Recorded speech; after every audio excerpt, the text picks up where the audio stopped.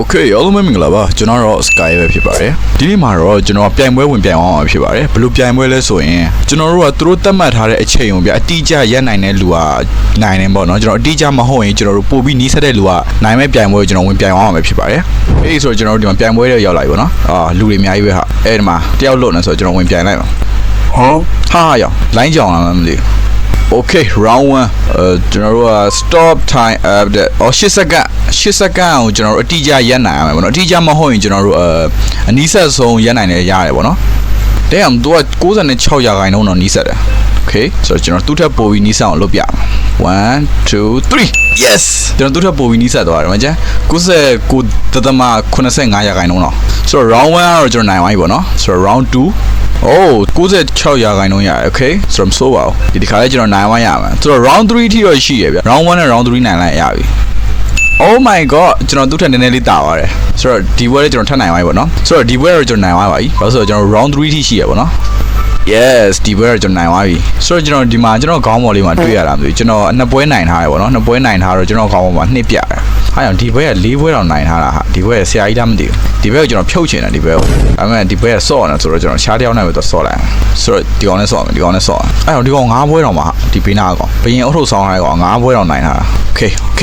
ဒီဘွဲလေးကျွန်တော်နိုင်အောင်လုပ်မယ် round 1 Okay ဒီကောင်9စက္ကန့်တော့မှဒီခါ Okay 9စက္ကန့်ဆိုတော့ခဏနေအောင်ခုမှ3စက္ကန့်ပဲရှိတယ် Boom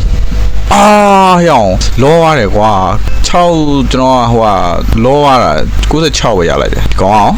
်ဟာရောင်99ရာခိုင်နှုန်းတော့မှဒီကောင်ကြီးအကျန်းလိုက်တာ Alright ဆိုတော့ဒီကောင်ကျွန်တော်ဖြုတ်လို့မရဘူးဒီကောင်ကျွန်တော်ဖြုတ်မှရအောင်ဝေး6စက္ကန့်တော့မှဒီခါ6စက္ကန့်ဖြစ်သွားပြီဟာရောင်ကြီးလောရပြန်ပြီ emotional damn ဒီဘေးရနည်းနည်းဆရာကြရတယ်ဗျဒီကောင် Okay အိုးဒီကောင်ကျွန်တော်နိုင်ပါပြီသူက80ခွန်ကျွန်တော်ကကျတော့90ခွန်ကျွန်တော်နိုင်ပါပြီ Okay ဆိုတော့ဒီနောက်ဆုံးပွဲကကျွန်တော်တို့အနိုင်ရှုံးသတ်မှတ်ပြီးမဲ့ပွဲ right ဒီပွဲတော့တေချာလုံးမရအောင်သူက9စက္ကန့်ပါနော်အိုးဟောင်း98တောင်မှ98ဆိုတော့ဒီကောင်ကျွန်တော်99လောက်မှနိုင်ပါဆိုတော့ဒီကောင်ရပါမှာမလို့99ဒါပေမဲ့ဒီဘက်ဆရာကြတယ်သူထင်သေးလို့မရအောင်အိုးကျွန်တော်နိုင်ပါပြီ yes the winner is me ဆိုတော့ကျွန်တော်3ဝက်စတက်တော့နိုင်သွားပြီဗျဆိုတော့ဒီကောင်မီဖို့ဆိုရင်ကျွန်တော်လိုသေးတယ်ဒီကောင်ဆရာကြီးဖြစ်တယ်မကျ6ပွဲတောင်မှဒီကောင်တော်နေဆရာကြာဆိုတော့ဒီကောင်ကျွန်တော်ဆင်ခေါ်မယ်လာခဲ့လားဟာဒီကောင်ကြီးပဲပြန်ရောက်လာ bro မင်းရှောင်းတာရှုံးပြီးသွားပြီကွာမထက်ဆော့မို့လားဟာကောင်မလေးနဲ့ဆော့မှာကောင်မလေးကိုနိုင်ဗျ round 1ဒီမှာကြည့်ဒီမှာကျွန်တော်ခေါင်းပေါ်မှာကြည့်ဘရင်အုတ်ထုတ်ကလေးနဲ့တပွင်းလုံးမှာကျွန်တော်ဆရာကြီးဖြစ်သွားပြီလားအိုးဟောင်း98တောင်မှဟာအထင်သေးလို့မရဘူးကောင်မလေးရတယ်ကဲကောင်မလေးကိုနိုင်ယူမယ်နော်ဘရင်အုတ်ထုတ်ဆောင်းတာဆိုတော့နာမည်ပြတ်လို့မရဘူးဒူပုံများတယ်အတူတူပဲသူနဲ့ကျွန်တော်နဲ့အတူတူလာကြနေတယ် what the hell ဒူတူဆိုကျွန်တော်တို့ပြန်စားရတယ်ပေါ့နော်ဒီတစ်ခါတော့4စက္ကန့်နဲ့ဟာရောက်ဒီကောင်မလေးတော်တော်ကျွမ်းတာပဲကွာလောက်ထားမယ်ရှုံးလို့မဖြစ်ဘူးဟာဒီထားတော့ရှုံးသွားပြီကျွန်တော်က90ခွန်တော့98သူနိုင်သွားတယ် no way ကျွန်တော်ဘရင်အုတ်ထုတ်ပြီးရတော့မှလားမသိဘူးဒါပေမဲ့အစ်စေးပေါ့နောက်တော့ကျွန်တော်နှစ်ပွဲနိုင်တော့ရဟာရောက်ကောင်းတယ်ဟာဒီ5စက္ကန့်yes ကျွန်တော်နည်းနည်းလေးပို့သွားကျွန်တော်နိုင်ပြီ yes ကျွန်တော်နောက်ကဒသမ40ပို့သွားတာပေါ့နော်ကျွန်တော်နိုင်သွားတယ် okay ဒီနောက်ဆုံးပွဲကကျွန်တော်အနိုင်အရှုံးဆုံးဖြတ်မဲ့ပွဲသူပိုနီးတော့သူနိုင်အောင်ကျွန်တော်ပိုနီးကျွန်တော်နိုင်အောင်ဟာဟောင်ကြီးမရိုင်းလိုက်တာအချင်း99တဲ့ဟောင်ကြီးကန်တရားကြီးရတော့သူ့ဘက်မှာပဲရှိနေတာလားမသိပါဘူးကွာကျွန်တော်နည်းနည်းတာသွားတယ်စက္ကွန်တာသွားတယ် yes let's go ကျတော်ကြီးကကန်ကောင်းလို့မစက္ကွန်တာသွားတယ်သူကနောက်မှာ3ညနှလုံးပဲရှိကျွန်တော်ကနောက်မှာစက္ကွန်ရှိတယ် yay ကျွန်တော်မှာ၄ဘက်စတိုက်နိုင်ကျွန်တော်ကောင်းမှာဘရင်ဟိုပြသွားတယ်ဟာဒီထက်မှငါဘရင်ပဲကွာအဲ့တော့မင်းတို့ငါနဲ့ဘယ်သူရှင်းပါလဲ okay ဆိုတော့ကျွန်တော်လေပွားနေတာဘယ်သူနဲ့ဆော့ရင်ကောင်းလဲဘယ်သူလိုက်ရှာအောင်ဘယ်သူနဲ့မှမဆော့ထိုင်ဆော့လာ6လောက်ညောင်းတယ်ဒီကောင်လေးလိုက်ရှာတာညောင်းတယ်ဒီကောင်လေးကိုလာရှာမှာဗါလဲအချစ်ကိုလိုက်မရှာနဲ့ဟာလားအချစ်ကကိုလာရှာမှာအဲ့လိုပြောနေခက်တာအချစ်ကလည်းကိုလာမရှာသလိုပြိုင်ဘက်ကလည်းကိုလာမရှာဘူးလာကြကွာမင်းတို့ငါနဲ့ပြန်ရင်တဲ့ကောင်လာကြ oh my god ဒီမှာရောက်လာပြီဆော့ပြီးရမှာပေါ့ round 1 6စက္ကန့် right 3 4 5 6 damn ဟေ့99.67ဘာကြီး67ဆိုတော့မစိုးပါဘူး94ဒါပေမဲ့ညီမလေးငယ်သေးတယ်ကိုယ်ယူမိဖို့ကြိုးစားလိုက်အောင်အဲ့လေဖင်ရတာ9စက္ကန့်အိုးဆိုမဆို ညီမလေးကိုကြီးကိုမိချင်တယ်ဆိုရင်69ရအောင်လားလို့ညီမလေး69ရမှာကိုကြီးမိမှာဟာဟဲ့အောင်တကယ်ကြီး69ရသွားတာဟဲ့အောင်ရဲ့တေးပါပြီဘောလို့ Okay round 3နောက်ဆုံးနိုင်ရှုံးဆုံးဖြတ်မယ်ပွဲဒီပွဲကျွန်တော်နိုင်ဝမ်းရမှာမနိုင်ကျွန်တော်ရဲ့ဒီပလင်သူများပေးရတော့မှာဟိုးတော်သေးတယ်စွမ်းနာလိုပဲသူ69ရမှာကျွန်တော်နိုင်မှာညီမလေးကန်ဆိုတာတစ်ခါပဲကောင်းတာညီမလေးရဲ့တည်တာတွေ့လားကိုကြီးပြောတာပဲကန်ဆိုတာတစ်ခါပဲကောင်းတာလို့ကဲပါလေကိုကြီးပြစ်မတင်ပါဘူးကိုကြီးရဲ့ဆရာကြီးကိုဟုတ်တယ်မလားကျေးဇူးတင်ပါတယ်လို့ဆိုတော့ကျွန်တော်9ပွဲတောင်စတိုက်နိုင်သွားတယ်ကျန်ဆရာကြီးပဲဗျ Oh my god ကတုံးလေးအော်မင်းငါနဲ့ပြိုင်နေတာလာခဲ့လားရတယ်လာခဲ့ဒီမှာလာခဲ့မင်းငါနဲ့ပြိုင်နေတာ哦ဒီကောင်ထီလာမလားကွာစပင်မရှိဘူး6စက္ကန့်တခုပဲနှိမ့်ရတယ်6စက္ကန့် bruh ဘာကြီးတော့ဘာတွေရှောင်းနေတယ်လဲကွာဟိုင်းကျွန်တော်အခုလည်းရက်လိုက်တော့ကျွန်တော်သူ့နိုင်နေတာငါလည်းကျွန်တော်အစွမ်းစားကိုပြလိုက်မယ်တွေ့လား96တော့ကျတော့9.33နဲ့ခလီလီတမ်းမသိပါဘူးကွာ alright ညီမလေးကိုယူမနှောင်းနဲ့ကောင်းမွန်စော့6စက္ကန့်ဆိုတော့ဟာရောဝေးလူသေးလေ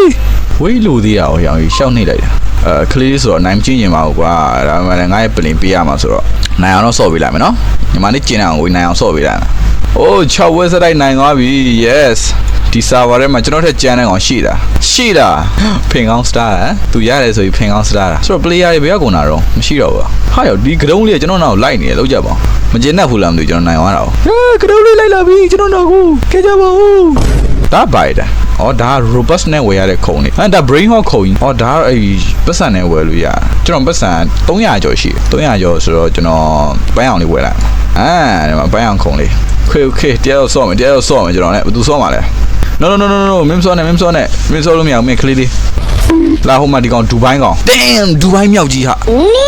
ခေတ်ဆိုကျွန်တော်ဒူဘိုင်းကမြောင်းနဲ့ပြန်ရမှာဖြစ်ပါတယ်ကျွန်တော်ရိုးမြောင်းမဟုတ်နော်ဒူဘိုင်းကမြောက်ဆိုတော့8စက္ကန့်ကိုဒီကောင်ဘယ်လောက်ထိရနိုင်မလဲကြည့်ဟာရောင်69တော့မှ damn ဒီမြောက်ကြီးကတော့ရှုပ်လို့မရအောင်နဲ့တူတယ်ဒါပေမဲ့ကျွန်တော်နိုင်အောင်လုံးဝရမယ်ကျွန်တော်ခေါင်းပေါ်ပလင်ကအလကားရထားတာမဟုတ်ဟာရောင်69ချင်းတူတာတော့အနောက်ကကွာသွားတယ် but okay နောက်ထပ်2ပွဲကြံသေးတယ်နောက်ထပ်2ပွဲနိုင်အောင်လောက်အောင်မယ်ဒီခါတော့မြောက်ကြီးရှုံးပြီကိုကြီးပြမယ်တွေ့လားကိုကြီးပြတာကြည့်လိုက်60ခွန်ချင်းတူတာတော့မှနောက်ကကျွန်တော်များပါလို့ okay round 3ဆုံးဖြတ်မယ်နောက်ဆုံးပွဲကျွန်တော်8စက္ကန့်တော့ဘယ်လောက်ထိလုံးနိုင်မလဲ damn ဒီကောင်68တောင်လုံးနိုင်ဆိုတော့မစိုးဒီမြောက်ကြီးကိုကျွန်တော်နိုင်အောင်လုပ်ရမယ် damn 69ရာခိုင်နှုန်းမြောက်ကြီးမင်းယူခါသွားမယ်သိလားဘာဖြစ်ဖြစ်နောက်ဆုံးတော့ကျွန်တော်ပဲနိုင်တာပါပဲကျန်တဲ့ game တွေမှာတော့မတော်ဘူးဒီ game မှာငါဆရာကြီးပဲပေါ့ကျန်9ပွဲစတိုက်လုံးကိုနိုင်လာတာရှင်တော့မဟုတ်ဘူးเนาะဒီကောင်နဲ့ပြိုင်ဒီဆရာကြီးနဲ့ပြိုင်ကြည့်ရတယ်ကောင်ဆရာကြီးနဲ့တူတယ်ဆရာကြီးကြပြားကြီးနားမလဲဖြုတ်မှဒီကောင် round 1 okay ဟဲ့3စက္ကန့်နဲ့ဟာ okay ဟာလောရတယ်ကွာ3စက္ကန့်ရောက်ဖို့လိုနေရဟာဒါပေမဲ့ဒီကောင်ကလည်း short တော့လို့မရဘူးဒီကောင်ကလည်းအမိုင်းမဲ့နေထားမှရှိတယ်တွေ့ရဒီကောင်ကလည်းအကျမ်းမဲ့နေထားမှရှိတယ်ဆိုတော့ okay ပထမတစ်ပွဲတော့သူပေးတာround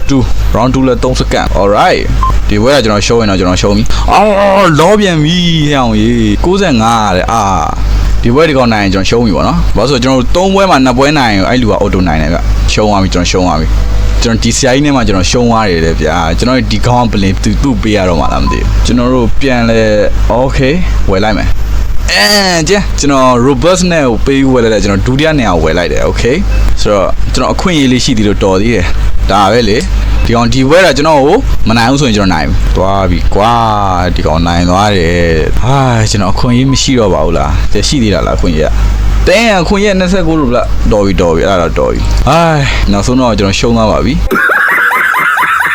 ဆိုတော့နောက်ဆုံးတော့ကျွန်တော်ရှုံးသွားပါပြီကျွန်တော်ရွှေဖလိုက်သူပေးလိုက်ရတယ်ပေါ့နော် best okay ဆိုတော့ကျွန်တော်အကောင်းဆုံးတော့ကြိုးစားခဲ့ပါတယ် okay ဆိုတော့အားလုံးပဲဆုံးဖြတ်ကြည့်ပေးတဲ့အတွက်ကျေးဇူးအများကြီးတင်ပါတယ်ဆိုတော့ဟာရောဒီကရုံဘာဖြစ်နေငါ့နောက်လိုက်ပြီးသွားရအောင်ကြပါဦး